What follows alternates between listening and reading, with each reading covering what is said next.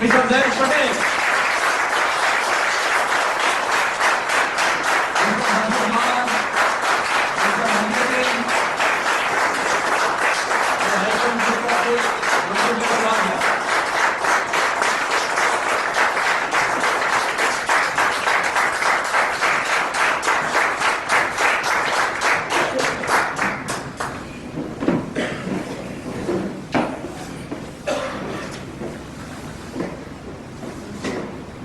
પ્રોગ્રામની શરૂઆત કરતા પહેલા એક નાની એવી પ્રાર્થના કરશું, જેને લઈને આપણો આખા દિવસનો જે આ પ્રોગ્રામ છે આપણે એકદમ સક્સેસફુલી એને આગળ વધારી શકીએ.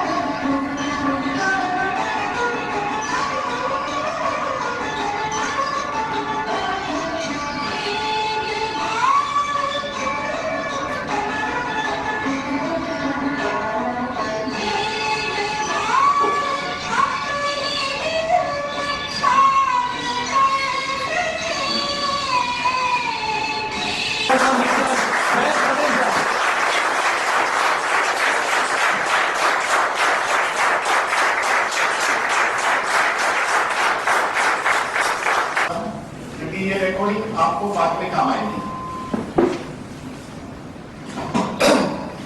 देखिए, बहुत ही खुशी की बात है कि इतने सारे लोग धन्वंतरी बिजनेस में इंटरेस्ट ले रहे हैं।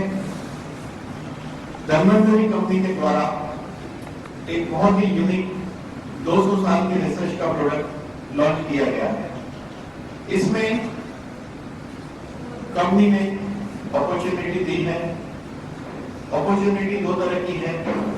मरीजों के लिए अपने स्वास्थ्य को ठीक करने की अपॉर्चुनिटी है, अच्छे आदमी को हेल्दी रहने की अपॉर्चुनिटी है, और जो पैसा कमाना चाहता है उसके लिए बिजनेस अपॉर्चुनिटी है। तो लाइफ में इंपॉर्टेंट क्या होता है? शरीर का बहुत ही इंपॉर्टेंस है। ईश्वर ने हमें ये जो शरीर दिया है ये बहुत ही अनमोल है। इसको हम पैसे से तौल नहीं सकते। अगर आपके पास जितने की संपत्ति है उसे ये 4 गुना 10 गुना ज्यादा पैसा लगा करके मिलने वाला नहीं है। अगर 1000 करोड़ किसके पास है तो 1000 करोड़ में ये शरीर ठीक नहीं हो सकता। 10,000 करोड़ है तो ठीक नहीं हो सकता है। एक मुकाम पर जाकर इंसान कभी नहीं ठीक होता है। तो इंसान का पहला कर्तव्य क्या होता है? इंसान की पहली ड्यूटी ये होती है कि मैं अपने स्वास्थ्य को मेंटेन करूं। अगर हमारा स्वास्थ्य ठीक है तो सबसे पहले हम अपने देश के ऊपर एहसान करते हैं, क्योंकि वो देश तरक्की करता है, इस देश की प्रजा है। अगर हमारा स्वास्थ्य ठीक है तो हमारे फैमिली के लिए वो वरदान है। अगर एक फैमिली में 5 आदमी की फैमिली है, एक आदमी बीमार है, 5 आदमी में से 2 आदमी पैसे कमाते हैं, 3 लेडीज है, 2 आदमी है, 2 आदमी पैसे कमाते हैं, समझो एक लेडीज बीमार है, तो क्या वो 2 इंसान का मन लगेगा काम में अच्छी तरह? नहीं लगेगा। तो एक बीमार आदमी की वजह से घर के 2 कमाने वाले पर्सन की इनकम में असर पड़ती है। मैं 2 इसलिए रख रहा था, अगर वैसे इसमें 2 आदमी डिस्टर्ब होगी काम में, तो क्या आपको नहीं लगता उसके 10-20% इनकम पे असर होती होगी? अब खुद सोचिए जब आपके घर में एक इंसान बीमार गिरता है, उसको जब आप बाहर होते हो घर के, तो आप क्या सोचते हो? अपने घर के उस मेंबर के प्रति सोचते हो कि कब इसकी हेल्थ ठीक हो, मैं कौन से डॉक्टर को मिलूं, ये सोचते थे हम, बराबर? तो इसका मतलब क्या है कि हमारा पहला कर्तव्य ये है कि हम अपने स्वास्थ्य की खुद चिंता करें। आपके स्वास्थ्य की चिंता करना ये टोटली आपकी जवाबदारी है, ये कोई डॉक्टर की जवाबदारी नहीं है। लोग कहते हैं कि मेडिक्लेम निकालिए। मैं भी मेडिक्लेम की बात कर रहा हूं। 2 दिन पहले मेरे पास मरीज आए थे, मेडिक्लेम की फाइल थी उनके पास, पता चल जाता है क्योंकि बिल और रिपोर्ट सिस्टमेटिक लगाया है, तो समझिए मेडिक्लेम की फाइल है। अब हमने कहा आपको ये दवाई खानी पड़ेगी और हम इसका बिल आपको नहीं देंगे, हम आपको इसका बिल नहीं देंगे, आपको ये खानी पड़ेगी। तो मेडिक्लेम में इतना खर्चा करने के बाद भी हेल्थ ठीक नहीं होती है, तो क्या वो मेडिक्लेम है? नहीं। मेडिक्लेम पैसा देती है, लेकिन पैसा काम कब आता है? जब अगर कोई बीमारी का इलाज मौजूद हो तो। अगर बीमारी का इलाज मौजूद नहीं है तो मेडिक्लेम पैसा कैंसिल करेगी, आपको उसका कोई फायदा नहीं होने वाला है। बात ये इसलिए कर रहे हैं कि बहुत सारी बीमारियां ऐसी जो ठीक होती ही नहीं है, प्रॉपर इलाज न होने की वजह से, इसलिए मेडिक्लेम पॉलिसी बहुत बार काम नहीं आती है। मेडिक्लेम लेके आदमी चिंता मुक्त हो जाता है, क्या सोच के कि अगर कुछ होगा, मेडिक्लेम निकालकर आदमी चिंता मुक्त हो जाता है कि कुछ होगा तो कोई प्रॉब्लम नहीं है, 5 लाख की पॉलिसी, 4 लाख की पॉलिसी है, 3 लाख की पॉलिसी, बराबर? ये सोचता है। चलिए, मेडिक्लेम तो उस आदमी को ज्यादा सोचना पड़ता है जिसको भविष्य में चिंता होगी मैं अपने पॉकेट से उतना पैसा निकाल पाऊंगा कि नहीं उसके लिए। लेकिन ऑलरेडी जिसका पॉकेट भरा हुआ है वो अगर मेडिक्लेम नहीं लेता है, पैसा खर्चे करने की ताकत है, क्वेश्चन ये है क्या उसको इलाज मिलेगा या नहीं, ये बहुत बड़ा प्रश्न है। बात करेंगे हम धीरूभाई अंबानी की। 98 में काफी पैसा कमाया, 99 में पैरालाइज हो गया, 99 से 2002 तक 13 साल तक व्हील चेयर पे थे। इस दौरान कभी उनको कोई टीवी चैनल ने नहीं बताया है, कोई फोटो पब्लिक में पब्लिश नहीं हुई है उनकी। उनकी जो भी फोटो आप दो देखते हैं, खड़े रहकर है और एक ऐसा हाथ रख के, ये दोनों फोटो 99 से पहले की है। इसका क्या मतलब है? पैसा काम नहीं आया स्वास्थ्य के लिए। वाजपेयी जी के ऊपर 70 करोड़ का खर्चा हुआ है घुटने पे, लेकिन आज भी चल नहीं पाते हैं। तो यहां बैठे हुए हर आदमी की पहली जवाबदारी यह है कि मैं किस तरह अच्छा रहूं, ये सीखना है। यहाँ जो आपने सीखा कि आप किस तरह अच्छे रहेंगे, यही चीज लोगों को सिखानी है। तो यहाँ 2 बात इंपॉर्टेंट रहेगी, खुद ठीक होना और बीमार आदमी को, खुद ठीक रहना और बीमार आदमी को ठीक करना।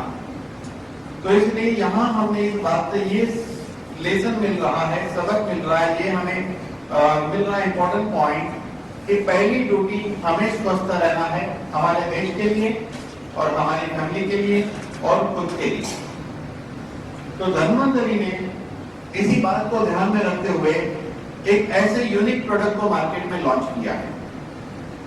तो जब आप इसको ये बताने जाते हैं, देखिए मैं भी ये समझ के बात बता रहा हूं कि आप सब लोग धन्वंतरी का बिजनेस करने वाले लोग हैं, तो आपको पहले ज्ञान ये होना चाहिए कि मुझे स्वस्थ रहने के लिए मैं ले रहा हूं और लोगों को मैं स्वस्थ करूंगा। तो यही इंपॉर्टेंट बात लोगों को अवेयर करनी है कि भाई आपका स्वस्थ रहना समाज के लिए और आपके फैमिली के लिए कितना इंपॉर्टेंट है। अगर ये बात उसके समझ में आ गई, उसके बाद आपने बताना है कि इस प्रोडक्ट के द्वारा किस तरह आप बीमारी में से मुक्त हो सकते हैं और किस तरह आप लोगों को स्वास्थ्य दे सकते हैं। खुद बीमारी में से ठीक हो गए, फैमिली के लिए अच्छा है, और लोगों को बीमारी में से बाहर निकालेंगे तो आप इसमें बिजनेस भी कर सकते हैं। बिजनेस वाला हिस्सा हम बाद में बात करने वाले, अभी हम प्रोडक्ट वाले हिस्से पे बात करेंगे। अब नई बात, इतना तो समझ में आ गया कि धनवंतरि ने कोई यूनिक चीज लाई है जो इंसान को स्वस्थ बनाती है, स्वस्थ रखती है। अब इस प्रोडक्ट को बताना किस तरह है। बिजनेस तब होता है जब हम कोई चीज अच्छी तरीके से बताते हैं। अगर आप सेल्समैन हो तो दुकान पे कितनी लगन के साथ आप बताते हैं। आपका यही इंटेंशन और ये फोकस और ये टारगेट होता है कि ये कस्टमर के दिमाग में ये बात बैठ जाए और ये खरीद ले। आपका भाव क्या होता है, अंदर का फीलिंग क्या होती है कि ये सेल होना चाहिए, फाइनल होना चाहिए। यस और नो? तो जब ये प्रोडक्ट बताएंगे तो ढीले ढाले तरीके से नहीं, पूरे कॉन्फिडेंस के साथ और अच्छी तरह बताना है। तो अच्छी तरह बताने के लिए इसका नॉलेज की आवश्यकता है। तो हमने इसको रूट लेवल से बताना शुरू करना चाहिए। सबसे इंपॉर्टेंट बात इस प्रोडक्ट की खासियत ये है, कुछ की पॉइंट पे पहले डिस्कस कर लेते हैं, उसके बाद प्रोडक्ट डिटेल में जाएंगे। 200 साल की रिसर्च का ये प्रोडक्ट है। इस प्रोडक्ट की रिसर्च 200 साल पहले हुई थी। इसको इंडिया में इंट्रोड्यूस किया है, एक महान साइंटिस्ट ने इसको इंडिया में लाया है, उनका नाम है डॉक्टर विजय भटकर। ये सारे इंपॉर्टेंट की पॉइंट आपको मालूम होने जरूरी है। डॉक्टर विजय भटकर नाम के एक महान साइंटिस्ट। ये विजय भटकर कौन है तो नेट पे बहुत इंफॉर्मेशन मिलेगी, आगे हम देखेंगे। ये कंपनी के चेयरमैन जो है डॉक्टर रमेश पाटिल, जिनका अभियान है हेल्दी इंडिया, जो एमडी डॉक्टर है। इसके अलावा इसकी प्राइस रीजनेबल है, इसका कोई कॉम्पिटिटर नहीं है, दूसरे के थ्रू मिलेगा नहीं, कंपनी फाइनेंशियली साउंड है। तो ये सब इंपॉर्टेंट पॉइंट है ये कंपनी के प्रोडक्ट के। अब हम स्टेप बाय स्टेप इसमें डिटेल में जाएंगे। तो 200 साल पहले एक रिसर्च की शुरुआत हुई थी। उस शुरुआत को किसी एक इंसान ने किया होगा, और वो शुरुआत जो भी इंसान ने पहले की होगी उसका नाम अता पता किसी को नहीं मालूम, लेकिन इसका रेफरेंस 5000 साल पहले के आयुर्वेदिक ग्रंथ में है। उसके बेस पे किसी इंसान ने इसकी शुरुआत की। उसके बाद कई डॉक्टर इसमें इन्वॉल्व होते गए पिछले 200 साल। इस रिसर्च को किसी एक इंसान ने कंप्लीट नहीं किया है। जैसे कि रीटा लेवी नाम की लेडी ने 1968 में नव ग्रोथ फैक्टर ढूंढा था, उसको नोबेल प्राइज मिला। ऐसे बहुत सारे डॉक्टर इन्वॉल्व होते हैं। तो 200 साल पहले इसकी शुरुआत हो गई थी। अब रिसर्च क्या शुरू हुई थी कि ह्यूमन बॉडी हेल्दी है तो किस वजह से, और बीमार है तो किस वजह से। तो ये रिसर्च के दौरान रिसर्च आगे बढ़ती गई, मॉलिक्यूल ढूंढते गए, फाइनली ये पता चल गया साइंस को कि हमारे बॉडी में इंपॉर्टेंट 90 मॉलिक्यूल है, 90 तत्व। और मजेदार बात ये है 90 तत्व और बोतल में गोली भी 90 है। तो वो ये ना सोचे कि एक नंबर की गोली पे पहला तत्व, 2 नंबर की गोली पे दूसरा। ऐसे गोली पे नंबर नहीं है, खोल के मत ढूंढना कि आज पहले नंबर की कहानी है दूसरा, ऐसा नहीं है। हर कैप्सूल में 90 तत्व मौजूद है। ऐसे 90 गोली एक बोतल में होती है। हर बोतल में 90 गोली होती है, हर कैप्सूल में 90 तत्व मौजूद है। तो ऐसा ये 90 मॉलिक्यूल साइंस को पता चला कि जिसका तेल है। अब ये 90 मॉलिक्यूल की खोज 200 साल से चल रही थी। ये खोज पूरी हुई 1986 से 2006 के बीच में। हर व्यक्ति 5 करोड़ से 25 करोड़ शॉर्ट टाइम में कमा सकता है। ये बात मजाक में मत लीजिएगा। जब ये सेशन शाम तक खत्म हो जाएगा तो आपको ये समझ में आ जाएगा कि क्या करने से ये होगा। उस सीरियसनेस से आप बैठ के समझिए कि आज जो सीखने वाले हैं इसी को जीवन में साइड बाय साइड शुरू करेंगे तो आपका जो भी ओरिजिनल बिजनेस होगा उसको ये बिजनेस उस इनकम को क्रॉस कर जाएगा। उस दिन आपको उस काम में इंटरेस्ट नहीं रहेगा, ये पक्की बात है। तो इसको बहुत सीरियसली समझिए, क्योंकि पूरे एशिया के इतिहास में पहली बार ऐसा हुआ है कि एक यूनिक प्रोडक्ट पब्लिक में लाया गया है जिसमें पब्लिक को अपॉर्चुनिटी दी गई है पैसे कमाने की। आज तक ये पैसे एजेंटों ने कमाए, फार्मा ने कमाए, लोगों ने कमाए। पहली बार अपॉर्चुनिटी मिली है पब्लिक को कमाने, और उस अपॉर्चुनिटी के आप फाउंडर मेंबर हो। तो वो सीरियसनेस चाहिए आज लर्निंग के लिए, क्योंकि ये पब्लिक के लिए आज सेशन नहीं है, ये उन लोगों के लिए है जो ऑलरेडी धन्वंतरी कंपनी में सिस्टम में आ चुके हैं। पब्लिक के लिए जो स्पीच होती है वो अलग तरीके से बताई जाती है, आपको आज अलग तरीके से बताया जाएगा, तो इसको बहुत ही सीरियसली समझना है। जब ये रिसर्च 1986 से 2006 में टोटल कंप्लीट हो गई, तो इसको इंडिया में लाने वाले हैं डॉक्टर विजय भटकर। विजय भटकर कौन है? तो पहला हमारा ड्यूटी क्या बनता है, इस बिजनेस को आप करने वाले हैं, तो क्या आपका ड्यूटी नहीं बनता कि नेट पे जाके देखा जाए विजय भटकर का नाम डाल के ऐसा आदमी है भी या नहीं है, है भी या नहीं है? ठीक है, अगर आप नाम डालते हैं तो आपको पता चलेगा कि भारत में कितना इंपॉर्टेंट व्यक्ति है ये। इन्होंने सुपर कंप्यूटर परम ढूंढा था। तो जो जो की पॉइंट आते हैं, जिनको इंटरनेट आता है, वो डाल के वो सर्च करें, क्योंकि जब एक बिजनेस में हम इन्वॉल्व होते हैं तो उस काम के प्रति हर चीज सीखना हमारी ड्यूटी होगी। जो जितना अच्छा सीखेगा उतना ही अच्छा बिजनेस कर सकता है। समझो आपका प्रिंटिंग का बिजनेस है, तो आप जितना अच्छा प्रिंटिंग का नॉलेज लोगे उतना अच्छा प्रिंटिंग का काम मिलेगा। जिस प्रकार की रिकॉर्डिंग कर रहे हैं, इनको रिकॉर्डिंग में क्यों जाना है इंटरेस्ट धन्वंतरी के? क्योंकि ये रिकॉर्डिंग इनका पेशा है।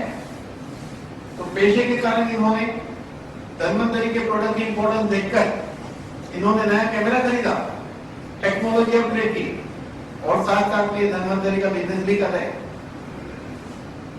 तो हर आदमी अपनी टेक्नोलॉजी को अपग्रेड करे, तो जो भी काम हम करते हैं उसमें हमारा नॉलेज गेन होने से वो काम अच्छी तरह होता है। एक कंप्यूटर फील्ड का अगर आदमी है तो कंप्यूटर का जितना नॉलेज उसका अपडेट रहेगा उतना ही ज्यादा काम उसको मिलेगा। अब कोई कंप्यूटर बेचने वाला अभी भी वो बेच रहा है अगर सिंपल प्रोसेसर वाला, तो लोगों को क्वाड कोर चाहिए, ड्यूअल कोर चाहिए और अलग अलग के वो नहीं है, तो फिर उसका बिजनेस कैसे होगा? उसको ज्ञान लेना होगा कि भाई ड्यूअल कोर का क्या इंपॉर्टेंट है, क्वाड कोर प्रोसेसर का क्या इंपॉर्टेंट है, क्यों ये लेना चाहिए। आप जब कन्विंस करोगे किसी को तब बोलेगा ना। तो इसी तरह हर बिजनेस में उसका ज्ञान चाहिए। इस बिजनेस की सक्सेस की फॉर्मूला यही है कि इसका प्रोडक्ट ज्ञान डिटेल में आपको चाहिए। जब ये रिसर्च को इसमें इंडिया में इंट्रोड्यूस किया विजय भटकर ने, ये भारत रत्न है, सुपर साइंटिस्ट है, जिन्होंने सुपर कंप्यूटर परम ढूंढा था।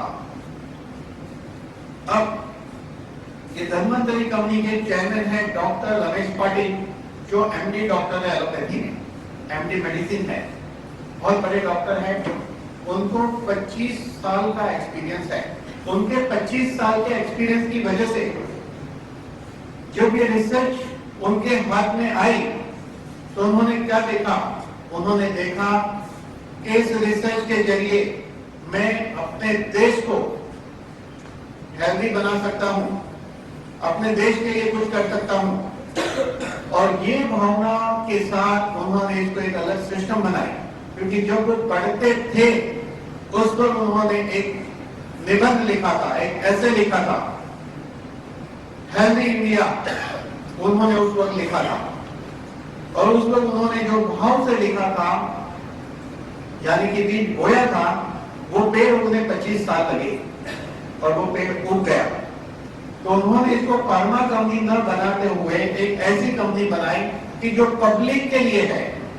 फार्मा से बना के इस प्रोडक्ट को एक डिफरेंट प्राइस में बेचा जा सकता है। आगे प्राइस की बात आएगी तब मैं कहूंगा। उन्होंने ऐसा नहीं किया। उन्होंने एक अलग सोच के साथ इसको शुरू किया, हेल्दी इंडिया अभियान। ये डॉक्टर रमेश पाटिल की 2 हॉस्पिटल है। सिटी स्कैन सेंटर है जहां एमआरआई निकलता है, ब्रेन का स्कैनिंग निकलता है, ये सब होता है। कैथ लैब है, कैथ लैब का मतलब जहां पर बाईपास वगैरह होता है, ऐसा ऑपरेशन थिएटर की व्यवस्था है। तो ये डॉक्टर रमेश पाटिल ने 7,000 पेशेंट के ऊपर क्लिनिकल ट्रायल लिया। अब ये ट्रायल लेंगे खुद के हॉस्पिटल में तो उसका इंपॉर्टेंस नहीं रहेगा। तो उन्होंने क्या किया, ये क्लिनिकल ट्रायल दूसरे लोगों के हॉस्पिटल में दी। शिरडी साई बाबा हॉस्पिटल और बिरला ग्रुप हॉस्पिटल में ये ट्रायल ली। उसके बाद उनको सेटिस्फेक्शन हुआ, बाद में उन्होंने इस प्रोडक्ट को पब्लिक में लाए। रिसर्च के दौरान उन्होंने ये देखा 39 केस के ब्लॉकेज ठीक हो चुके हैं। कई सोरियासिस पेशेंट, एक एग्जांपल सामने मौजूद है, मंजिल आगे बोलूंगा इनके बारे में। इनकी पुरानी फोटोग्राफ आप देख सकते हैं, इनकी फोटोग्राफ देख सकते हैं। इस बिजनेस में आगे एक बात आएगी, जो जितना बड़ा मरीज है वो उतना ज्यादा पैसा कमा सकता है।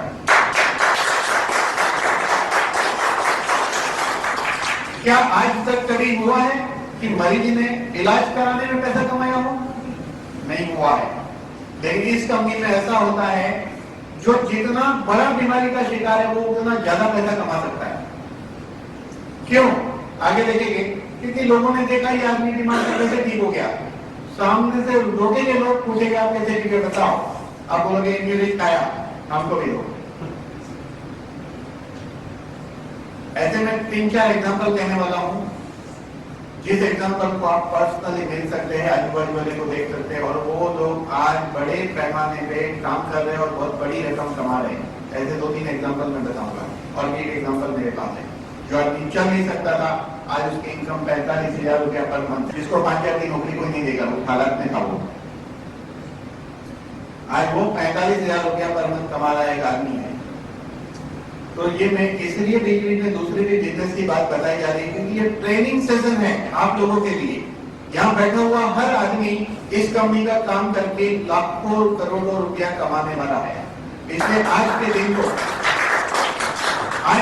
बहुत सीरियसली समझना, और जो बात आज कही जाती है उसको प्रैक्टिकल में रख के लिखना।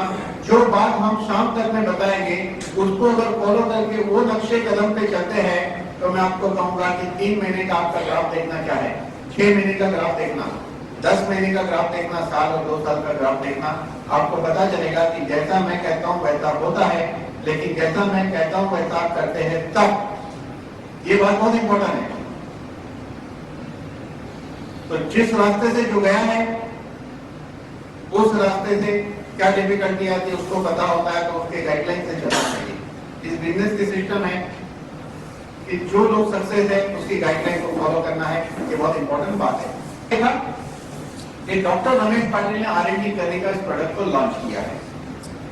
जब ये प्रोडक्ट लॉन्च हुआ तो शुरू में डिफिकल्टी ये थी कि कई बीमारी के एग्जाम्पल न होने के कारण जब लोगों को कहते थे हम, तो लोगों को क्वेश्चन होता था। लेकिन धीरे धीरे आज ये हालात है कि बहुत सारे एविडेंस अब आ चुके अलग बीमारी के। लेकिन इसमें ये नहीं देखा जाता है इस प्रोडक्ट के बारे में कि कौन से बीमारी पे काम करेगा। इस प्रोडक्ट की खासियत ये होती है कि मॉलिक्यूल पॉइंट ऑफ व्यू देखना है कि कौन सा मॉलिक्यूल की क्या एक्शन हो सकती है। जैसे कि नर्व ग्रोथ फैक्टर है तो नर्वस सिस्टम की सभी बीमारी पे चलेगा, कार्टिलेज फैक्टर है, इस तरह देखा जाता है। अगर कोई बीमारी की बात करें तो मेरे क्लिनिक पे 2 डिक्शनरी है, 2 मतलब एक ही है, पार्ट 1 पार्ट 2, मतलब एक इतनी मोटी है, पार्ट 2 भी इतना मोटा है। अगर कोई मुझे पूछे कि दवाई कौन सी बीमारी पे काम करती है, तो मैं कहूँगा ये जो डिक्शनरी पड़ी है ना मेरे टेबल पे, इसमें जितनी भी बीमारी है सब पे ये प्रोडक्ट काम करता है। उसमें से एक बीमारी का नाम लो, हम आपको बताएंगे कि उस बीमारी में ये मॉलिक्यूल क्या एक्शन करेगा। तो इस एंगल से देखा जाता है। एक बीमारी का आपको एग्जांपल नहीं मिलने वाला है। तो इसलिए जब इस बात को समझते हैं तो आपको ये बात भी अच्छी तरह समझनी होगी। अब बात करेंगे हम WHO वर्ल्ड हेल्थ ऑर्गेनाइजेशन के बारे में। पहले वर्ल्ड हेल्थ ऑर्गेनाइजेशन एक ऐसी संस्था है जो दुनिया के रिसर्च के ऊपर ध्यान देती है, मेडिकल के लोगों की हेल्थ का क्या करना वर्ल्ड में हेल्थ का ज्ञान फैलाना, वो उसका काम है। तो इस WHO ने हेल्थ के बारे में एक डेफिनेशन दिया है। उन्होंने कहा है physical health, mental health and social health, ऐसा कहा है। इस डेफिनेशन को हेल्थ का जो WHO ने दिया है बहुत कम लोग समझ पाए हैं और बहुत कम लोगों ने इसको समझाया है। पहले हम बात करेंगे फिजिकल हेल्थ की। फिजिकल हेल्थ यानी शारीरिक स्वास्थ्य। साइंस ने आज इतनी तरक्की की है कि सिर के बाल से पैर के नाखून तक अगर कोई बीमारी है तो ढूंढने के लिए मशीन है। बहुत बड़ा क्वेश्चन ये खड़ा होता है, क्या सभी बीमारी का इलाज है? तो इलाज के बारे में बात करें तो हम देखेंगे कि ये हमारा शरीर छोटे छोटे सेल से बना है। सेल से टिश्यू बनता है, टिश्यू से ऑर्गन, ऑर्गन यानी पुर्जा, लीवर वगैरह, उसको ऑर्गन कहते हैं। टिश्यू से ऑर्गन, ऑर्गन से सिस्टम बनती है और सिस्टम से शरीर बनता है। तो हमारा शरीर अलग अलग सिस्टम में विभाजित है, जैसे कि स्केलेटल सिस्टम यानी पिल्लर, हड्डी का ढांचा, nervous system, electricity, wire, technical बात करें तो, सर्कुलेशन सिस्टम, पानी की पाइपलाइन बिल्डिंग में, डाइजेस्टिव सिस्टम, यूरिनरी सिस्टम, ऐसी अलग अलग सिस्टम से ये शरीर बना हुआ है।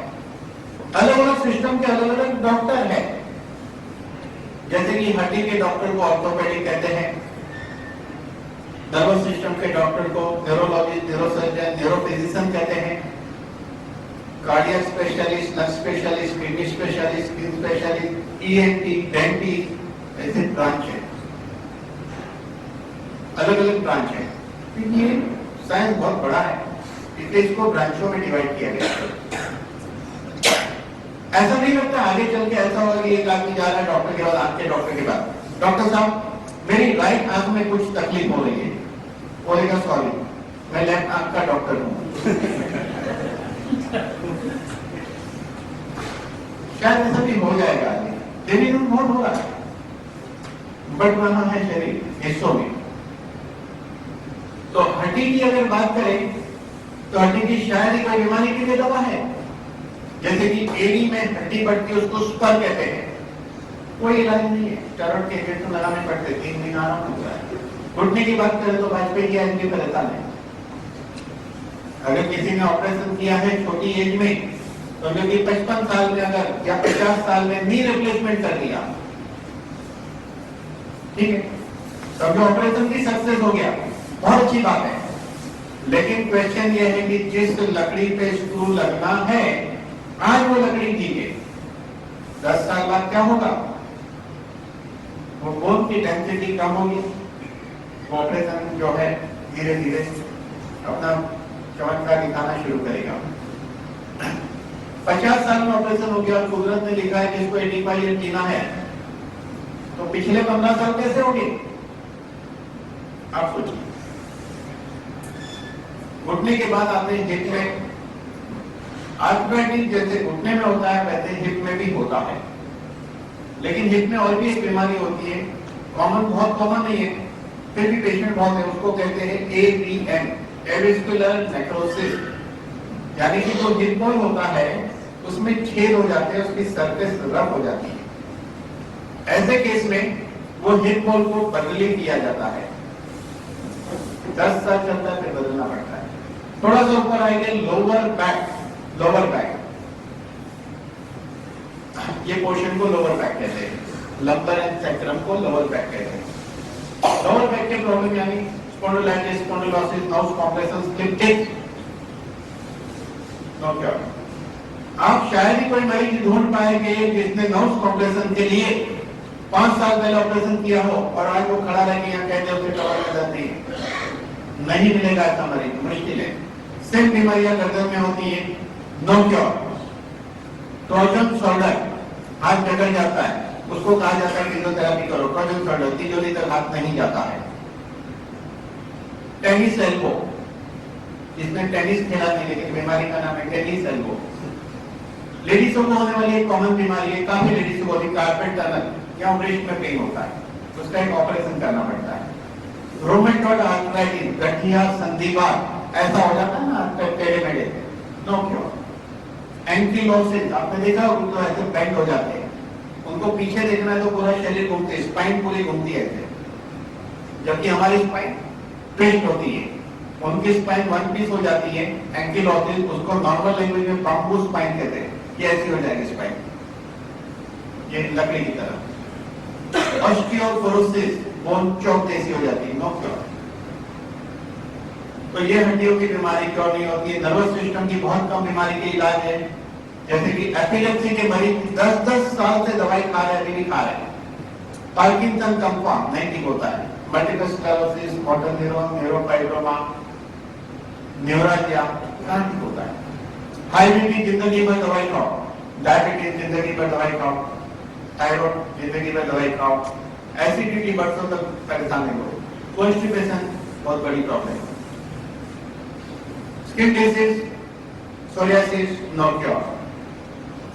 तो बहुत सारी बीमारी है, एक नहीं होती है, इसीलिए ये गलत फहमी में नहीं देना चाहिए कि पॉकेट में पैसा होगा, मेडिक्लेम होगा तो हमने मैदान मार लिया, ऐसा नहीं।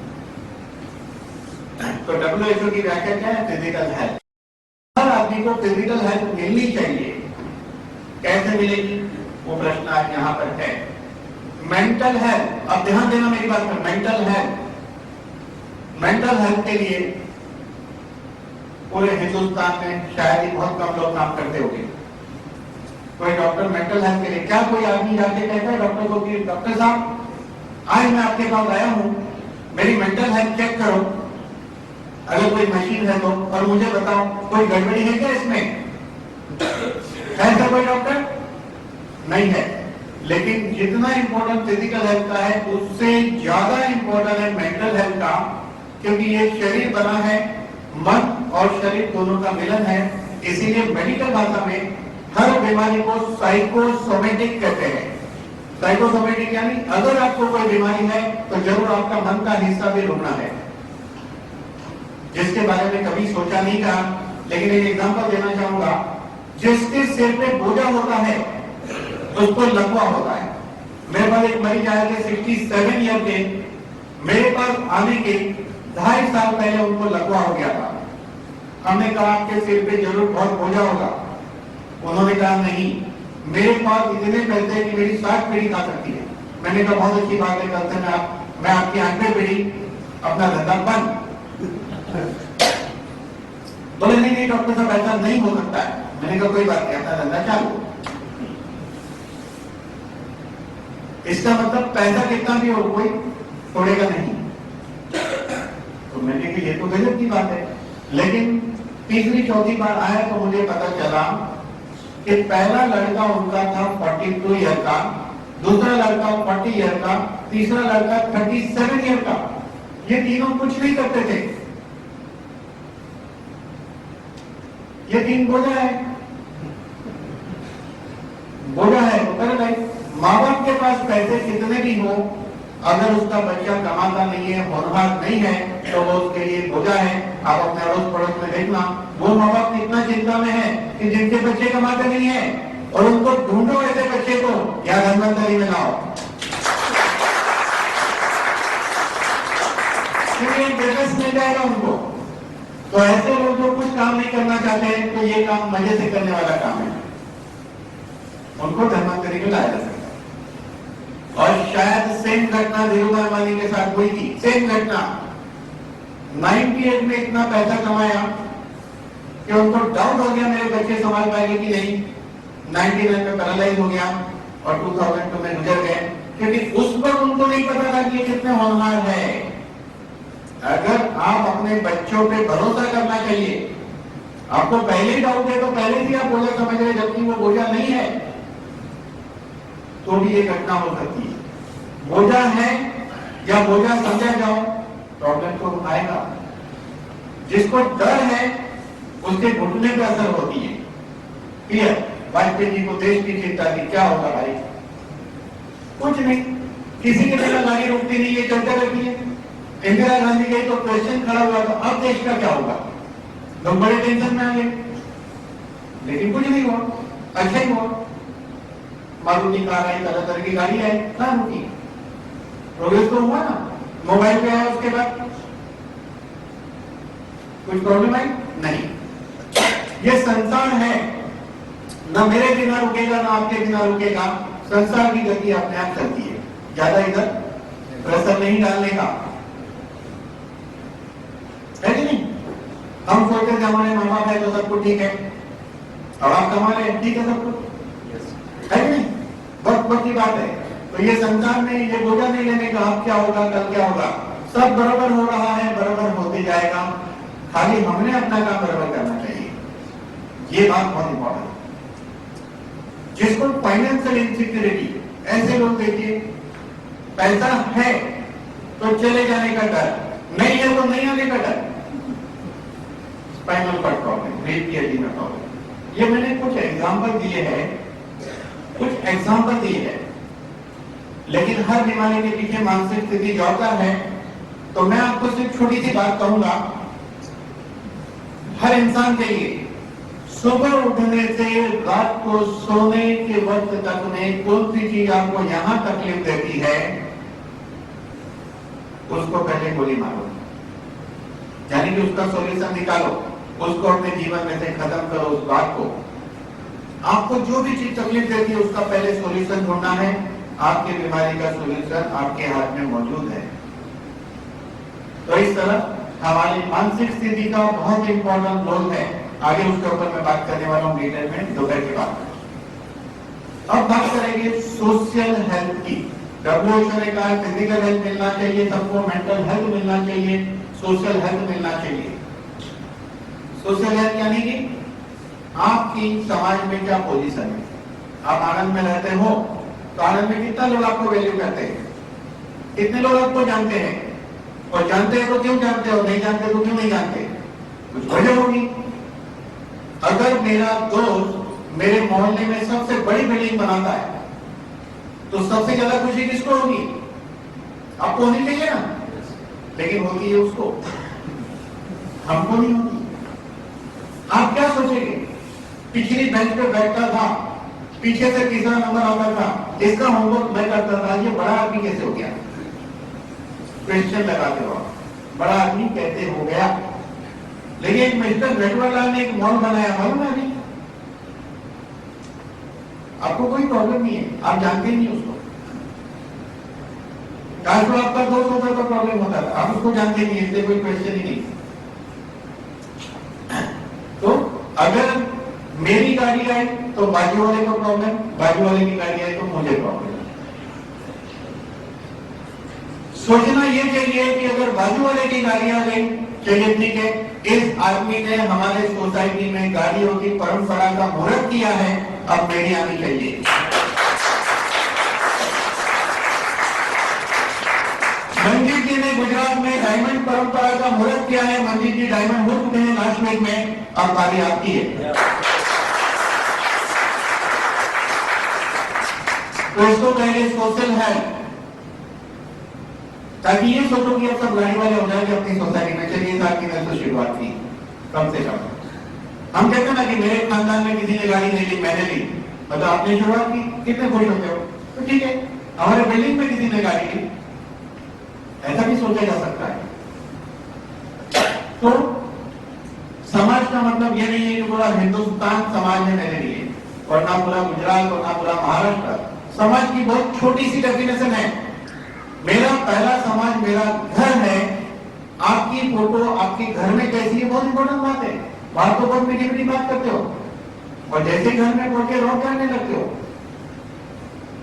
तेरी बात करते हो, बार बार में गुस्सा आता है। कई लोग देखे हैं खाने में नमक कम है, थाली पीटते हुए लोग मैंने देखे, ऐसा धक्का मार दे थाली को, देखे ऐसा। अरे कभी गलती हो सकती है, ड्यूटी के बनती है, जो खाना अच्छा नहीं लगे उसको मत खाओ, लेकिन खाने की इज्जत करो। जो आदमी इज्जत नहीं करता है वो कभी तरक्की नहीं करता। आपको नहीं अच्छा लगता है कम खाओ, एक दिन नहीं भी खाओगे तो चलेगा। और कुछ भी नहीं है ना, आपको पता नहीं है, अगर आपको सब्जी जरा भी ठीक नहीं लगे तो एक चम्मच भी मत खाओ, खाली सूखी रोटी चबा के देखो कितनी मीठी लगती है। इतनी बात समझ में आ जाएगी, छोटी छोटी बातों से घर में दरारें पैदा होती है। डिवोर्स होते हुए ऐसी थोड़ी हो जाते डिवोर्स, छोटी छोटी बात बड़ा स्तर उठा करती।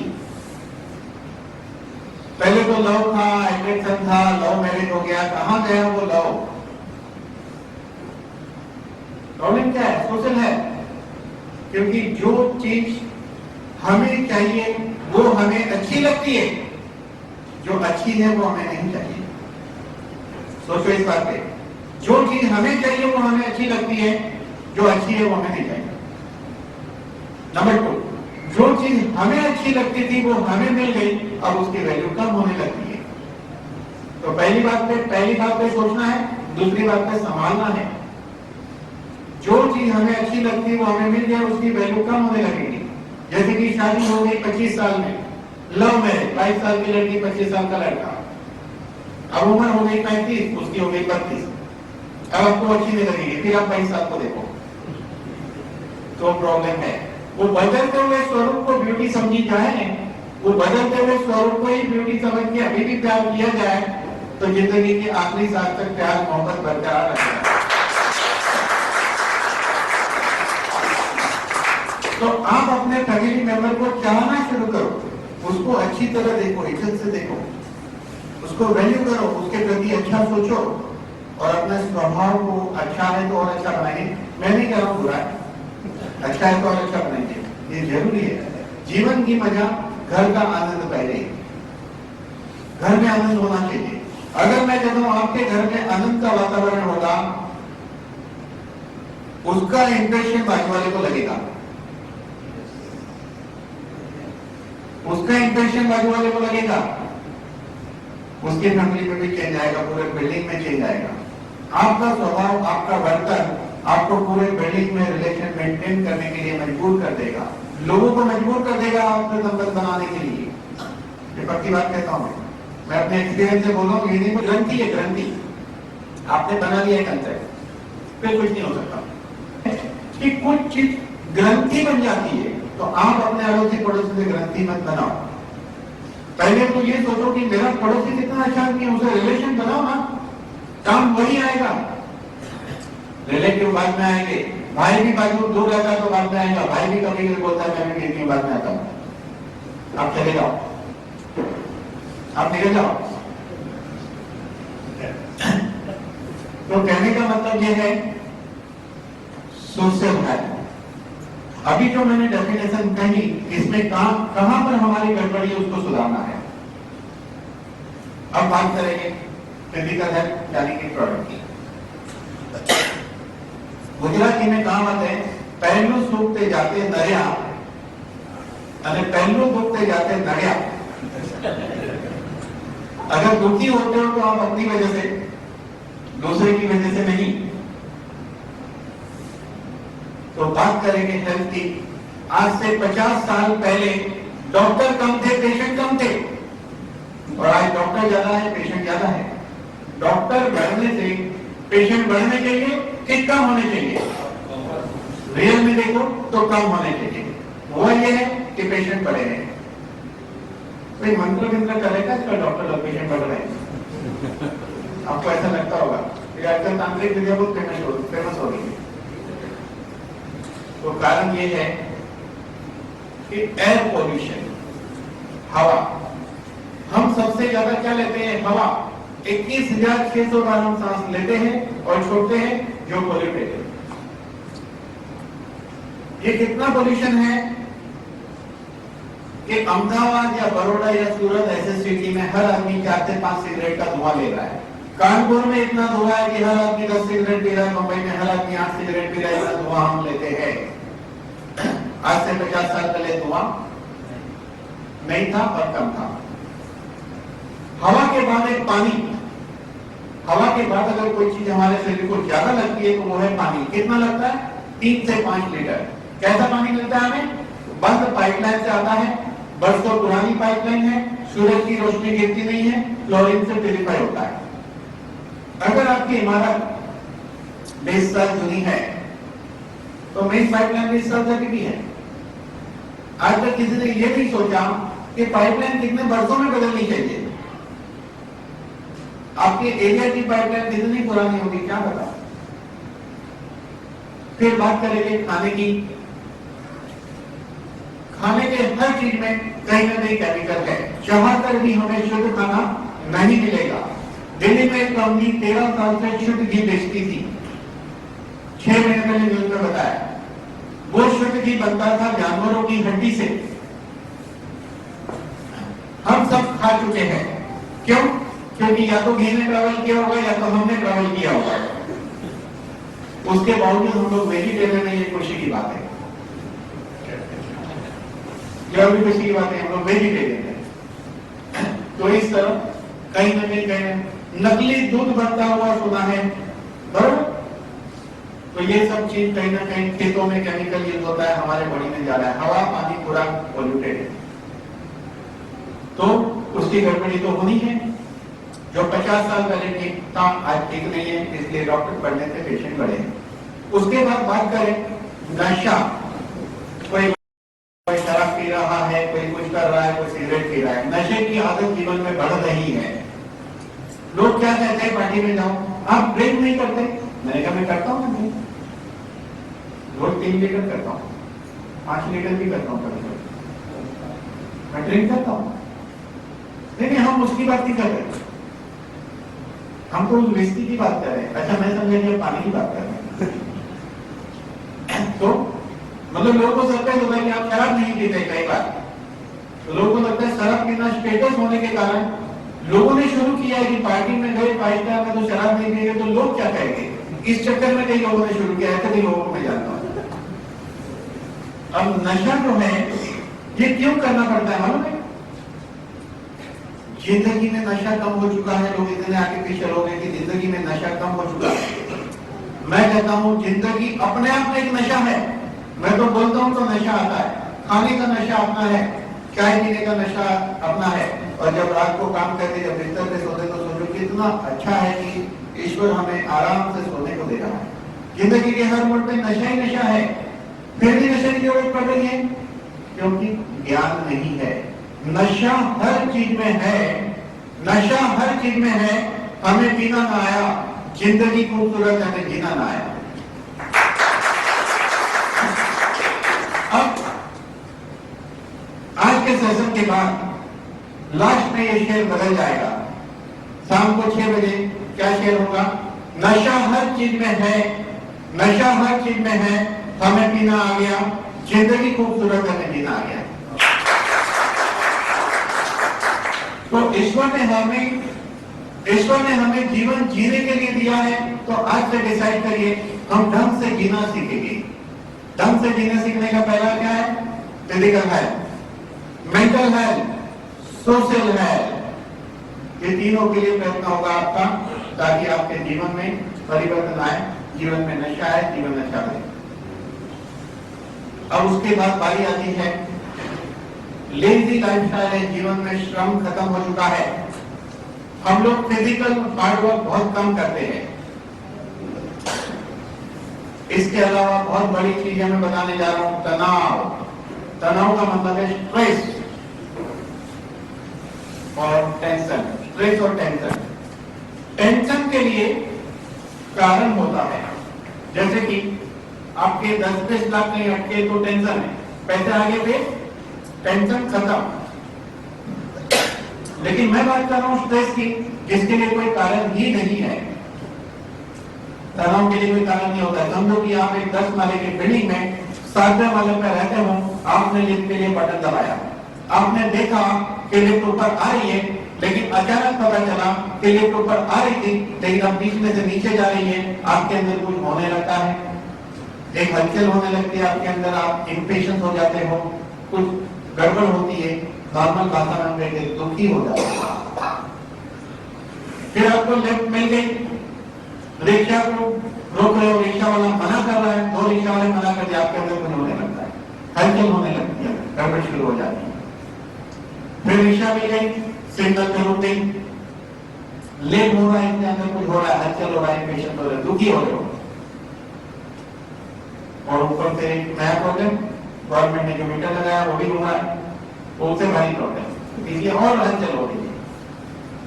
फिर पहुंच गए स्टेशन, रिक्शा वाले को पैसा दिया, वो छोटा जल्दी नहीं दे रहा है, इसके अंदर हलचल हो रही है। उसको मैं कहता नहीं, पैसा ढूंढने नहीं आता चीज।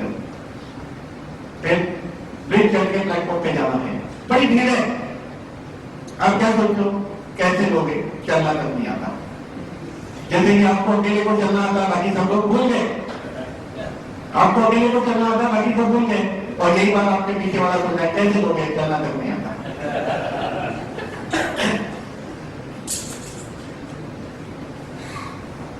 यही होता है ना, सिर के बाल से पैर के नाखून तक एक धारा चलती है। ये धारा को ये सब घटनाएं तोड़ती है, ये धारा को ये सब घटनाएं तोड़ती है, जिसको तनाव कहते हैं। लेकिन ये धारा को अगर आप टूटने नहीं दो तो ये धारा नहीं रहकर राधा हो जाती है। यानी कि हर क्षण मस्ती चाहिए जीवन में। टेंशन क्या है?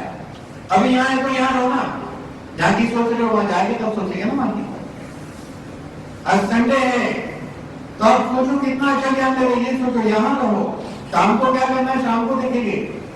हो सकता है शाम को कुछ करने का मूड भी नहीं है, इतना नशा आ जाएगा आपको शाम को। मतलब अभी की मोमेंट को इम्पोर्टेंस देना है, हर मोमेंट इम्पोर्टेंट है। हम बेकार के तनाव ले रहे हैं, शाम को तो लेट पहुंच कर लो, कुछ नहीं होगा, क्या होगा, कोई कुछ नहीं बोलता। हम ज्यादा सोचते, कभी कभी क्या होता है हम दो साइड की गेम खेलते हैं, कभी अकेले अकेले पत्ता बांटते, उधर का भी खेल रहे इधर का भी खेल रहे, जीवन में वही प्रॉब्लम है। वो क्या सोच रहा है, वो जो सोचता है सोच ही रहा है, आप वो सोच रहे हो वो सोचो, उसकी चिंता आप मत करो। हर इंसान में यही प्रॉब्लम है, वो क्या सोचेगा वो आप मत सोचो, वो सोच रहा है उसका काम। अब हमने क्या देखा, हवा पॉल्यूटेड है, पानी पॉल्यूटेड है, खाना पॉल्यूटेड है, नशे की आदत है, तनाव भरी जिंदगी है, लेकिन और भी एक बड़ा प्रॉब्लम है, वो है वायरस यानी सुपर बग। आज एमडी डॉक्टर के लिए क्वेश्चन है कि मैं कौन से वायरस को कौन सी एंटीबायोटिक दूं। रोज नए वायरस आ रहे हैं, नई नई एंटीबायोटिक ढूंढनी पड़ रही है और डेंगू गड्डियां पैदा हो रही है। इसके अलावा हम लोग 700 प्रकार के रेडिएशन में जी रहे हैं। हर इलेक्ट्रॉनिक डिवाइस से इलेक्ट्रोमैग्नेटिक फ्रीक्वेंसी निकलती है, यहाँ तक कि इस माइक से भी। लेकिन सबसे डेंजर और पावरफुल रेडिएशन दो चीजों का होता है, मोबाइल फोन और मोबाइल फोन के टावर का। रिसर्च से प्रूव हो गया है कि जिस बिल्डिंग में टावर लगा है बड़ी बड़ी बीमारियां होती है। खाली एक छोटा सा काम करना है, मोबाइल में ये नहीं कहता मत यूज करो, मोबाइल के बिना जीवन में मजा नहीं है, मोबाइल के बिना जीवन में मजा नहीं है। लेकिन जब रात को बिस्तर पे सोने जाते हो और सुबह उठते हो, इस दौरान मोबाइल का हमें कुछ काम नहीं है। आप अगर बंद भले मत करो, लेकिन उसको 4 फुट से दूर रखना जरूरी है। क्या इतना कर सकते हैं कि नहीं? यस। तो इतना काम शुरू करो, मोबाइल को अपने आप से 4 फुट दूर रखो। अभी इस मोबाइल को मैं पॉकेट में भी रख सकता था, लेकिन मैंने यहां रख दिया। जब जरूरत नहीं, आप अपने ऑफिस में मोबाइल को थोड़ा सा दूर भी रख सकते हैं। तो कोशिश ये रहे जिस वक्त मोबाइल का हमें काम नहीं है और दूर रखने की सिचुएशन हो तो रखा जा सकता है, और कम से कम रखो तो निश्चित रूप से रखा जा सकता है, तो बहुत फायदा होगा आपको। तो आप इतना छोटा सा काम शुरू कर दीजिए। इन सब हालातों की असर जो हमने देखी, क्या इसमें से कोई बच सकता है क्या? नहीं। तो क्या इससे बचने का कोई उपाय है क्या आपके पास? है तो मुझे बताइए खड़े होकर। नहीं। अब ये सब चीजों की असर जो होती है हमारे बॉडी के 90 मॉलिक्यूल के ऊपर होती है, 90 मॉलिक्यूल पे होती है। तो हम अभी इसमें देखेंगे आगे, इन सब हालातों की असर हमारे शरीर पे सेल्यूलर लेवल पर होती है, यानी कि बॉडी सेल से बनती है। सेल से टिश्यू, टिश्यू से ऑर्गन, ऑर्गन से शरीर बनता है और इस तरह सिस्टम बनता है। अगर घुटने के सेल पे इसकी असर होगी तो घुटने की बीमारी, ब्रेन सेल पे या किडनी या बॉडी के जिस हिस्से के सेल पे इसकी असर होगी, तब हालत होगी, उसके संबंधित बीमारी होती है। क्या हो उसके संबंधित देखा गया है, आम आदमी की जिंदगी की 40% कमाई डॉक्टरों के पीछे जाती है। कभी कभी तो देखा है 100%, कभी कभी देखा है 150% कर्जा भी करना पड़ता है, ऐसा भी देखा है। पैसा बड़ी मेहनत से आता है कि नहीं? यस। कैसे ही आता है? नहीं, मेहनत लगती है। तो पैसा बड़ी मेहनत से आता है। जिंदगी में ऐसा नहीं होना चाहिए कि हमारी मेहनत की कमाई व्हाइट कोट या काला कोट वाला ले जाए, है ना? ये बहुत इंपॉर्टेंट है। कभी कभी लोग कहते हैं कि हम तो बहुत खुश है, मस्त हैप्पी फैमिली है, और देखो तो घर में 4 आदमी, चारों 4 हैप्पी है, मोटे मोटे हैं, हैप्पी फैमिली। लेकिन वो हेल्दी फैमिली नहीं है। तो हम तो मस्त है, कोई टेंशन नहीं, देखो मस्त है, टेंशन नहीं है। एक तो काफी के मोटे हो गए और कहते हैं कोई टेंशन नहीं है, मस्त है, लेकिन ठीक है वो हैप्पी फैमिली है, हेल्दी नहीं। हैप्पी फैमिली और हेल्दी फैमिली में डिफरेंस है। होना चाहिए हैप्पी एंड हेल्दी फैमिली, तो मजा है। क्योंकि मेडिकल साइंस ये कहता है, वही बिल्डर वाली बात, आर्किटेक्ट वाली बात कि अगर ये बिल्डिंग 6 माले की बनी है तो इसके पिलर की डिजाइनिंग ऐसी है कि 6 माले बनाए जाए, इसी पिलर के बेस पर 12 माला नहीं बना सकते हो, यानी ये पिलर कितना ही लोड लेगा ये कैलकुलेशन होता है। तो इसमें भी पिलर के कैलकुलेशन फिक्स है। क्या है कैलकुलेशन? आपकी हाइट को सेंटीमीटर में कन्वर्ट करके -100 करो, उतना ही वेट इस बिल्डिंग का चाहिए, शरीरों की बिल्डिंग का उतना ही वेट चाहिए। समझो आपकी हाइट 6 फुट है तो 180 सेंटीमीटर होते हैं, -100 करो तो 80 किलो वजन होना चाहिए। उसके आगे या पीछे 1-2 किलो चलता है, ये आइडियल वेट कहते हैं। तो फिर समझ लीजिए वो उससे ज्यादा वेट होगा, हड्डी की बीमारी हो सकती है, घुटने की, कमर में प्रॉब्लम हो सकता है मोटापे की वजह से, डायबिटीज हो सकता है, हाइपरटेंशन हो सकता है, कोलेस्ट्रॉल हो सकता है। मोटापा अपने आप में एक बहुत बड़ी बीमारी है। तो आप अपना वेट चेक कर लीजिए और अपनी हाइट चेक कर लीजिए और उसको कम करना। अभी हम लोग बात करेंगे कि शरीर की इंपॉर्टेंस कितनी है। कि आपके पास गाड़ी है तो आप क्या करते हो? धोने के लिए एक आदमी रखते हो, बराबर नहीं धोते उसको डांटते नहीं है, देखा बराबर नहीं धोया, डांटते कि नहीं? उसको हर 3 महीने में सर्विसिंग कराते हैं और टाइम टू टाइम पेट्रोल भरते हैं। क्यों ऐसा करते हैं? क्योंकि 3 लाख, 5 लाख, 10 लाख, 20 लाख लगा है, इतना पैसा लगा है तो क्या करनी चाहिए ना। और ये शरीर, इसके लिए कोई पैसा नहीं लगा, इसकी कोई कैप नहीं करते, इसकी कोई सर्विसिंग नहीं, इसका कोई मेंटेन नहीं, इसमें कोई फ्यूल नहीं भरते, और ऐसा सब नहीं करना चाहिए शरीर के लिए, बराबर? क्या शरीर की केयर करनी चाहिए? नहीं करनी चाहिए, क्योंकि फ्री में मिला है, गाड़ी को पैसा लगा है, उसकी केयर करनी चाहिए। यही हो रहा है जो नहीं होना चाहिए। तो यहां समझना यह है कि क्या केयर करनी है शरीर की। तो ये समझना है कि दूसरी गाड़ी आ सकती है, दूसरा शरीर नहीं मिलेगा। बैंक बैलेंस बढ़ता है तो दिखता है, बैंक बैलेंस घटता है तो दिखता है, लेकिन शरीर का बैलेंस है तो दिखता है, बैंक बैलेंस घटता है तो दिखता है। लेकिन शरीर का बैलेंस सिर्फ एक उम्र के साथ घटता है और घटते ही जाता है। तो बैंक में बैलेंस पैसे के रूप में है, या आपके पास बैलेंस प्रॉपर्टी के रूप में है, या सोने के रूप में है, या शेयर के रूप में है। लेकिन शरीर में बैलेंस कौन से स्वरूप में है? हमारे शरीर में बैलेंस है, उसका स्वरूप है हमारे बॉडी के 90 मॉलिक्यूल ही हमारा बैलेंस है शरीर का। बैंक बैलेंस पैसा, तिजोरी का बैलेंस पैसा और गोल्ड, कागज का बैलेंस है शेयर प्रॉपर्टी। इसी तरह 90 तत्व हमारा बैलेंस है। यही 90 तत्व को नॉमिनल प्राइस में रिफिल करने के लिए धर्मांतरी लाया है इम्यूनिटी। 200 साल की रिसर्च का प्रोडक्ट, 200 साल की रिसर्च का प्रोडक्ट रिफिल करने। आप चाहते हो कि आपके बैंक में पैसा बढ़े, आप चाहते हो कि आपकी तिजोरी में गोल्ड बढ़े, आप चाहते हो कि आपके शेयर बढ़े, आप चाहते हो कि आपकी प्रॉपर्टी के नंबर बढ़े, लेकिन क्या आप चाहते हो कि आपके 90 तत्व मेंटेन रहे? अगर चाहते हैं तो अंग्रेज को समझना जरूरी है। पर इतना छोटा सा काम है, तो लोगों को इस पॉइंट पे ध्यान देना है, इस पॉइंट पे ज्यादा फोकस करना है। बैंक बैलेंस बढ़ता है तो चाहते हो, गोल्ड बढ़े ऐसा चाहते हो, तो शरीर का भी बैलेंस मेंटेन रहे, क्यों नहीं चाहते हैं? अगर चाहते हैं तो हमारे पास सोल्यूशन है, नहीं चाहते हैं तो ठीक है, जब कॉमन होगा तो फिर ये हो गया। क्लियर? ये जो 90 मॉलिक्यूल है, इसकी रिसर्च परफेक्टली कंप्लीट किस लेवल पे है आपको पता है? कि यहाँ बैठे हुए हर आदमी को अगर मैं एक सवाल पूछूंगा कि पानी में लाल कलर डालने से क्या होता है, तो आप सबका जवाब एक ही होगा कि पानी का कलर हरा हो जाएगा, बराबर ना? आधे लोग में मान ली नहीं बात, इतना कॉन्फिडेंस से नहीं कहा। पानी का कलर लाल हो जाएगा नेचुरली, ये सबको पता है।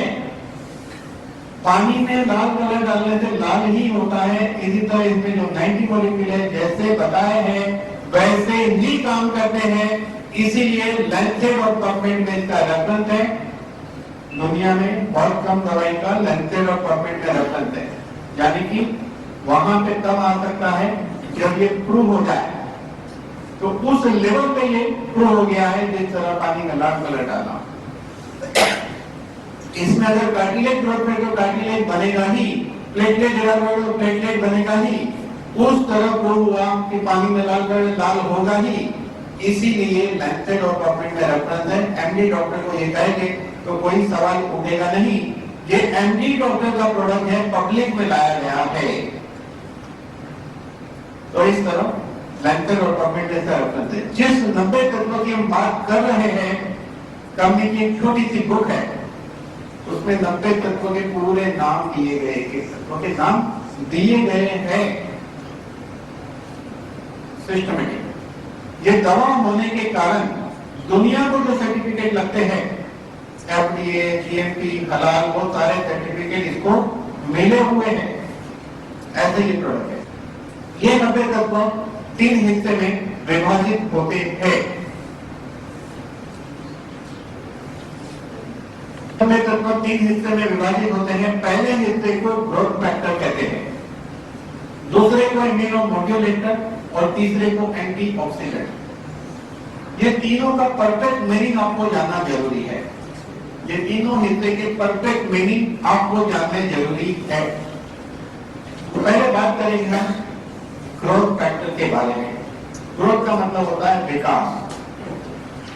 जैसे कि एक बच्चा पैदा होता है तब छोटा होता है, वो बकरी का बच्चा हो या कबूतर हो या पेड़ हो, कोई भी चीज पैदा होती है छोटी है, युवा है, ओल्ड है। जैसे बकरी का बच्चा छोटा है, युवा है, ओल्ड है, कबूतर, पेड़, इसी तरह इंसान भी। एक बच्चा गर्भ में सिंगल सेल से बनना शुरू होता है और वही बच्चा एक दिन 5 और 6 फुट का आदमी बन जाता है। ये कैसे घटित होता है? ग्रोथ फैक्टर के कारण। ग्रोथ फैक्टर के कारण ही घटित होता है। तो आपको एक बात बताना चाहूंगा यहाँ कि बच्चा जब पैदा होता है तो तुरंत ही उसको माँ का दूध पिलाया जाता है। इन दिनों टीवी बताया जा रहा है कि पहले 3 दिन दूध पिलाना बहुत जरूरी है। रेडियो पे भी लगातार आ रहा है कि पहले 3 दिन दूध। ऐसा इसलिए कि जैसे ही बच्चा पैदा होगा ब्रह्मा उसको दूध पिलाती है तुरंत।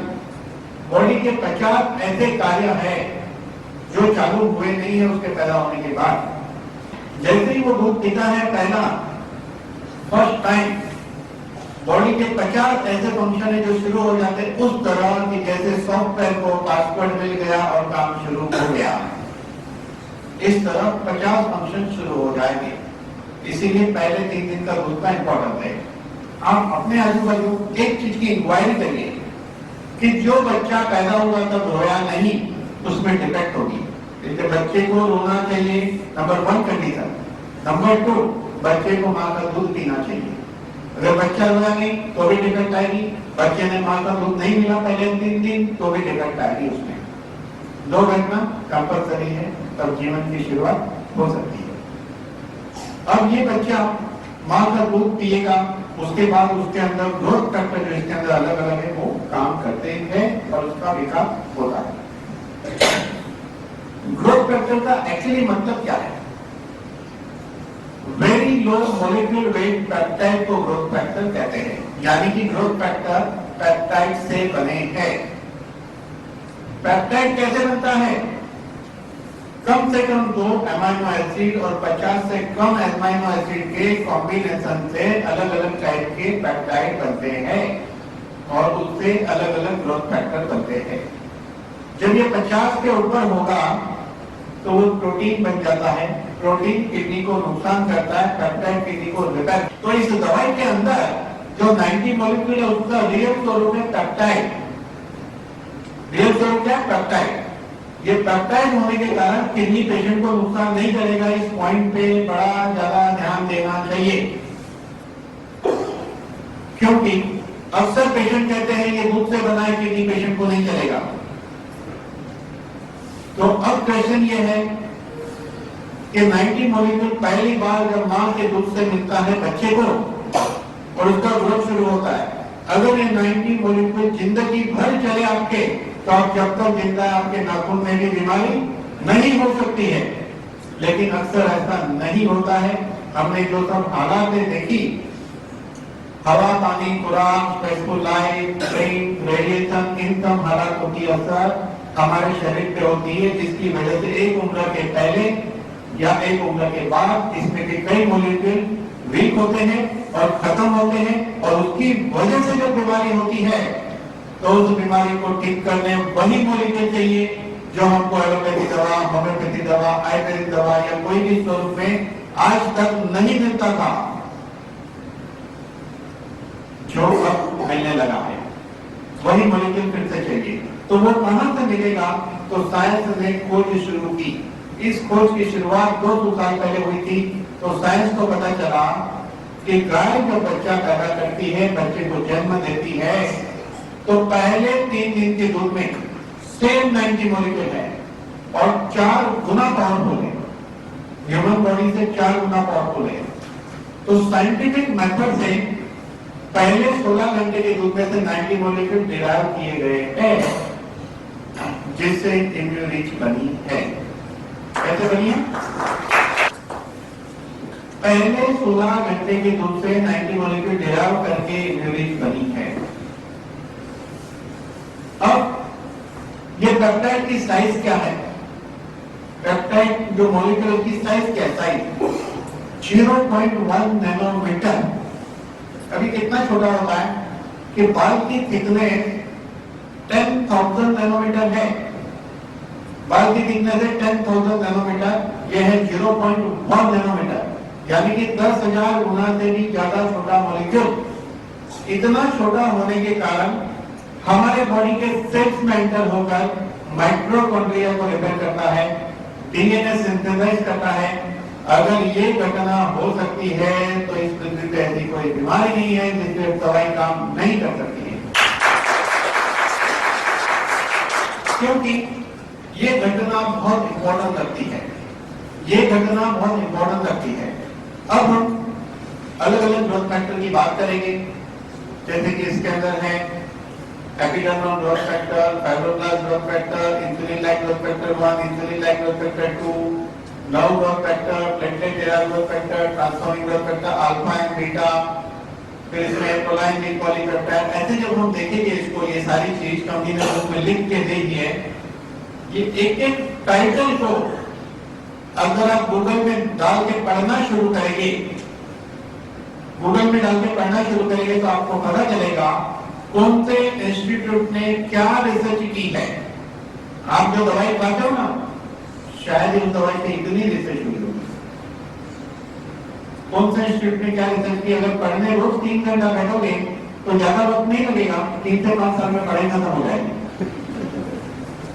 3 से 5 साल तक पढ़ना पड़ेगा, इतनी इंफॉर्मेशन है, यानी दुनिया में रिसर्च हो चुका है। अब हम बात करेंगे इसमें के कुछ इंपॉर्टेंट ग्रोथ फैक्टर के बारे में, जो हम देखेंगे कौन सा ग्रोथ फैक्टर कौन से बीमारी में क्या काम करता है, जिससे आपको ये पता चले हम किसको दवा किस तरह से प्रिस्क्राइब करें। अब ये दवा है, मैंने वर्ड क्या यूज किया? दवा। तो यहाँ बैठे हुए लोग कहेंगे हम डॉक्टर नहीं है, किसी को दवाई देंगे तो कुछ ऑब्जेक्शन आएगा क्या? तो आपको मैं बता दूं, ये दवा देने के लिए आपके ऊपर कोई ऑब्जेक्शन नहीं आएगा। आपको हम आपको गवर्नमेंट के लॉ का एक पेपर देंगे जिसमें क्लियर लिखा है कि ये ओटीसी ड्रग है, कोई पब्लिक भी इसको प्रिस्क्राइब कर सकता है, इसलिए इसकी साइड इफेक्ट नहीं है, ये प्रूव हुआ है, इसलिए आपके ऊपर कोई ऑब्जेक्शन आएगा नहीं, आप बेझिझक दे सकते हैं। इसको देने के लिए सर्टिफिकेट नहीं लगता है, प्रिस्क्रिप्शन नहीं लगता है, डिस्क्रिप्शन लगता है। डिस्क्रिप्शन यानी ज्ञान जो मैं आपको दे रहा हूं। मार्केट में एक बुक आई है जिस बुक का नाम है डेथ बाय प्रिस्क्रिप्शन। क्या मतलब है इसका? दवाई की चिट्ठी द्वारा मृत्यु, ये किताब का नाम है, अवेलेबल है। आप पढ़ोगे तो सरप्राइज होगा कि दवाइयों की क्या साइड इफेक्ट होती है। जो हम दवाई खाते हैं उसको देखो, तो इसको प्रिस्क्रिप्शन नहीं। अब इसमें एपिडर्मल ग्रोथ फैक्टर है, पहला ग्रोथ फैक्टर है एपिडर्मल ग्रोथ फैक्टर, जिसका काम है हमारे बॉडी के सेल्स के ग्रोथ में हेल्प करना। सेल्स का ग्रोथ होता है एपिडर्मल ग्रोथ फैक्टर से। फिर दूसरी घटना है एपिडर्मल ग्रोथ फैक्टर की वजह से होती है सेल्स ग्रोथ के बाद, वो है कि सेल्स प्रोलिफरेशन। हमारी बॉडी सेल्स से बनी है, कंटिन्यू सेल्स मरते हैं, पैदा होते हैं, मरते हैं, पैदा होते हैं, घटना चलते रहती है। हम पैदा हुए तब से हमारे सेल्स बदलते रहते हैं, ये चलता है। इस घटना को अच्छी तरह होने देना वो काम है एपिडर्मल ग्रोथ फैक्टर का, जिसको सेल्स प्रोलिफरेशन कहते हैं। नेक्स्ट है सेल्फ डिफरेंशिएशन, यानी कि बहुत इंपॉर्टेंट पॉइंट है, ध्यान देना। सेल्फ डिफरेंशिएशन यानी कि एक इंसान के घुटने के सेल डीजनरेट हो रहे हैं, किसी के किडनी के, ब्रेन के, मसल्स के, या कोई भी पुर्जे के या बॉडी के कोई भी हिस्से के, तो epidermal growth factor cell proliferation के दौरान ये नक्की करता है किसने क्या बनना है। क्योंकि सेल प्रोलिफरेशन वो स्टेज है जहां पे सेल्स डिसाइड नहीं है कि वो बोन का बनेगा या ब्रेन का बनेगा या नर्व का बनेगा या किडनी या हार्ट का बनेगा। एपिडर्मल कहता है जरूरत के मुताबिक आप चले जाओ वहां, क्योंकि हार्ट को जरूरत है, हार्ट के सेल बनने की, घुटने की जरूरत है, किडनी की जरूरत है, नर्व की जरूरत है, ब्रेन की जरूरत है। जहां जरूरत है उसके मुताबिक सेल्स बनता है और इस तरह हमारी बॉडी परफेक्ट फिट रहती है, हर पुर्जे हमारे फिट रहेंगे। एंजियोजेनेसिस, एपिडर्मल का काम है एंजियोजेनेसिस, यानी कि प्री एग्जिस्टिंग आर्टरी में जब नई आर्टरी पैदा हो सकती है अगर एपिडर्मल ग्रोथ फैक्टर मिलेगा तो। एपोप्टोसिस, एपोप्टोसिस का मतलब है sales programme death.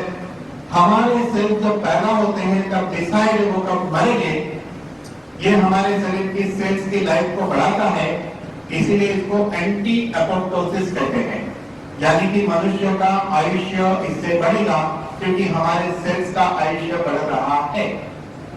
Human body की डिजाइनिंग ऐसी है, अकॉर्डिंग टू WHO, कि इंसान ने 120 साल तक जीना चाहिए। ये मशीन है। अगर आप मोबाइल लेते हो, कुछ लोग केयरफुली यूज करते हैं मोबाइल, तो उसका मोबाइल काफी टाइम के बाद अच्छा चलता है, नया दिखता है, इसीलिए काफी लोग यंग दिखते हैं और अच्छे दिखते हैं, क्योंकि केयर कर रहे हो किस तरह मोबाइल। तो इस तरह इसको केयर करना चाहिए। तो अब आप कहोगे कि आयुष्य तो ईश्वर ने लिखा है, बढ़ेगा कैसे? ईश्वर ने लिखा है फिर भी बढ़ेगा, क्योंकि ईश्वर ने ये नहीं लिखा है कि आदमी 60 साल जिएगा, 65 साल जिएगा, 70 साल या 80 साल जिएगा, ऐसा नहीं लिखा है। आपको पता है बुजुर्ग लोग क्या कहते हैं आज भी गाँव में? फोन करेंगे अगर बीमार आदमी, बुढ़ा आदमी है एकदम और बीमार है, मिलना है तो जल्दी आ जाइए, आखिरी सांसें चल रही है। सेंटर पे ध्यान दो, मिलना है तो आ जाइए, आखिरी सांसें चल रही है। इसका मतलब क्या है? ईश्वर ने हमें आयुष्य श्वास के रूप में दिया है कि आदमी इतने सांस जिएगा, और हमारी ब्रीदिंग पैटर्न हमारी लाइफ को डिसाइड करती है। एक एग्जांपल देना चाहूंगा कछुए का। कछुआ 3 से 5 सांस पर मिनट लेता है, उसकी वजह से वो 300 से 500 साल जीता है। आपको बड़े बड़े कछुए देखना है, तो ये डाकोर में है। और डॉग, जिसको हम कुत्ता कहते हैं, वो 45, 40, 45, 55 सांस पर मिनट लेता है। वो 12 साल 15 साल जीता है। अब देखिए दोनों के स्वभाव। रात को गली में कुत्ते भौंकते कोई वजह है क्या उसको? नहीं, कोई वजह नहीं। कछुआ रेप नहीं करता, शांत, अपनी 5 इंद्रियों को सिकुड़ लेता है। 5 इंद्रियां, 4 पैर और 1 मुंह को सिकुड़ लेता है। उसकी जो पीठ है ना, पीठ इतनी स्ट्रॉन्ग होती है कि उसमें ऐसे चक्कू मारो जाएगा नहीं। पुराने समय में कछुए की पीठ को ढाल के रूप में यूज करते थे, यानी कि आपके ऊपर कुछ असर नहीं होगी। और डॉग, इसलिए जो आदमी क्रोधी है, ध्यान देना, जो आदमी क्रोधी है इसलिए क्रोधी है, उसमें उसकी कोई गलती नहीं है, उसकी ब्रीदिंग पैटर्न ठीक नहीं है। और जो आदमी शांत है उसकी ब्रीदिंग पैटर्न ठीक है। तो ये दवा इंसान का ग्रोथ कम करती है, क्योंकि ब्रीदिंग पैटर्न चेंज होती है सेलुलर लेवल पर, क्योंकि सेल्स की मैकेनिज्म चेंज होने से ब्रीदिंग पैटर्न चेंज होने से आयुष्य बढ़ेगा और यहाँ पे कमांड आएगी आपके।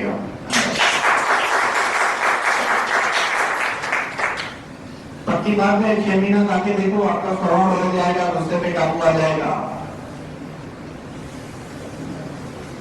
तो हमें क्या देगा?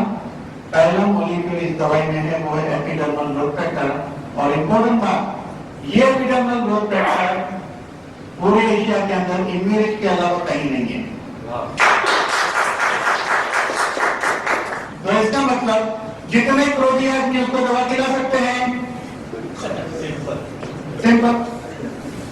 तो क्या क्रोध को एक बीमारी नहीं मानना चाहिए? क्रोध से तो दुनिया में तख्ते पलट चुके हैं, सल्तनतें बदल चुकी है, जिंदगी में क्या से क्या हो गया है क्रोध के कारण। आप सोचिए, क्रोध को बहुत इंपॉर्टेंस देना चाहिए। एक क्रोधी आदमी को समझाइए क्रोध की वजह क्या गड़बड़ होती है, फैमिली में डिवोर्स हो जाता है, लड़ाई हो जाती है, भाई भाई की बहुत कुछ होता है। तो उसको बोलिए हमारे पास आ गई है दवाई, क्रोध की दवा है। दुनिया में पहली बार क्रोध के लिए दवाई की खोज हुई है, ऐसा भी क्या जा सकता है। और ये जोक नहीं है, ये साइंटिफिक है, क्रोध काबू में आता है, इसके लिए एग्जाम्पल है हमारे पास। अभी चलेगा क्या? नेक्स्ट मॉलिक्यूल, उसका नाम है फाइब्रोब्लास्ट ग्रोथ फैक्टर। इसको नॉर्मल लैंग्वेज में पायरोग्रेट कहते हैं। ये वुंड हीलिंग करता है, जख्म को हील करता है, फॉल्स हीलिंग करता है।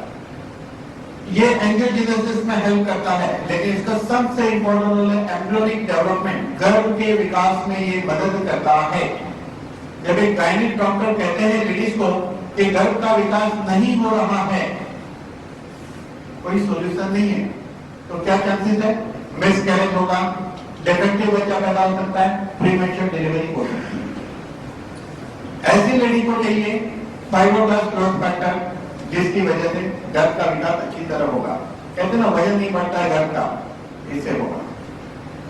Very important. इसके अलावा जब एक्सीडेंट होता है, आर्टरी और मसल डैमेज होते हैं, तो fibroblast growth factor variety of cells and tissue बनाकर इमीडिएट हील करता है।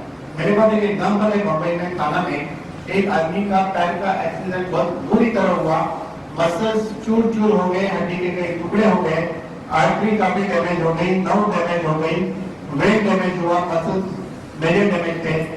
आज वो हॉस्पिटल पा रहा है।